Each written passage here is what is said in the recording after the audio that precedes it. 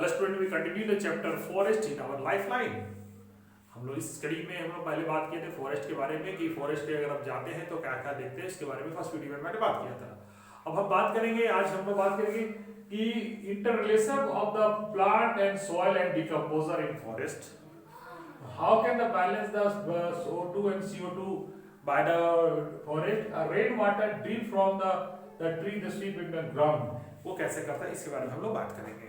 तो first of all we discuss on the interrelationship of the plant, soil and decomposer of the forest. Decomposer जैसे कि आप जानते हैं कि production, plant is the producer, the make the food by process of photosynthesis.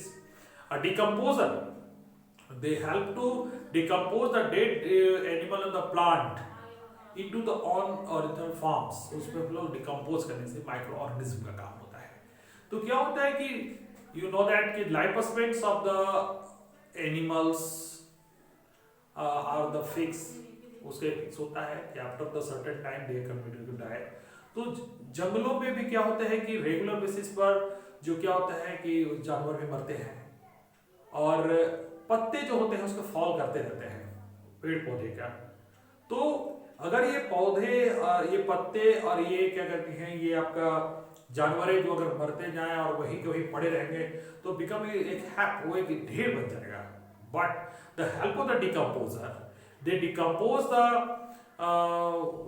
Falling leaves into the manure, उसको manure में convert कर देता है, जिससे क्या होता है कि सॉइल की फर्टिलिटी जो है इन द फॉरेस्ट वो बना रहता है। जो सॉइल की जो उर्वरता है उसको बनाए रखने में भी ये डिकम्पोजर लोग का बहुत बड़ा हाथ है। क्योंकि इसी तरह से ये क्या हो रहा है कि फॉरेस्ट में ये डिकम्पोजर ही क्या करते हैं कि वहां पर जो उसकी जो फर्टिलिटी है सॉइल की वो बरकरार रखते हैं। That means decomposer give the significant role in the forest to the increase the fertility of the soil. Soil की फर्टिलिटी में उनका अहम योगदान है। उसके बाद हम बात करें balance of the CO2 and O2। You very well know that every animals take the O2 in the respiration and release the CO2, and plant use the CO2 and make the food and release O2। यानी कि हम सांस लेते हैं तो छोड़ते हैं CO2 और CO2 पौधे लेते हैं और वो क्या करते हैं, O2 छोड़ते हैं। By this process the maintain of the O2 and CO2 in our environment, हमारे environment में ये O2 और CO2 को बैलेंस करने में भी पौधे का बड़ी हाथ है, बहुत बड़े हाथ में सिग्निफिकेंट रोल है। इसी वजह से पौधे का फॉरेस्ट के भी बढ़ेगा। अगर पेड़ पौधे ज्यादा होंगे तो ये कन्वर्ट अच्छा से होगा और जिसकी वजह से क्या होगा कि बैलेंस अच्छा से बना रहेगा। तो ये नहीं कहने का मतलब to maintain the balance of the CO2 and O2 the forest give the significant roles. ठीक है, सिग्निफिकेंट रोल देता है। उसके बाद rain water drip from the tree from the stream in the ground. और अगर हम लोग बात करें कि अगर जो रूट्स होते हैं पौधे का, वो क्या करते हैं कि रेन वाटर को स्वीप करने में पर जमीन के अंदर यानी दे के increase the have to increase या charge the ground water level. Ground level को चार्ज करने में, उसके लेवल को इंक्रीज करने में भी ये बहुत बड़ा योगदान देते हैं। यानी कि the forest give the significant role to increase the temperature, increase the water table in the ground water के लेवल को बढ़ाने में भी एक इस तरह से फॉरेस्ट का बहुत सिग्निफिकेंट रोल है। और एक और भी जो मैं बताना जो चाहूंगा बच्चों, जैसे देखिए इस फिगर में बहुत गौर से देखिएगा कि फर्स्ट इंपॉर्टेंस को देखते हुए ये चार फिगर जो है वो बहुत इंपॉर्टेंस है। देखिए पहला फिगर बोलता है कि फॉरेस्ट अगर डिसअपियर होंगे, यानी कि the forest disappear the amount of the carbon dioxide will be increase and resulting the increase the temperature, that mean they cause the global warming. और ग्लोबल वार्मिंग होगा तो जानते हैं क्या हो सकता है, ग्लोबल वार्मिंग होगा तो आइस कैप जो है वो मेल्ट करेगा, जिससे क्या होगा कि सी लेवल बढ़ेगा।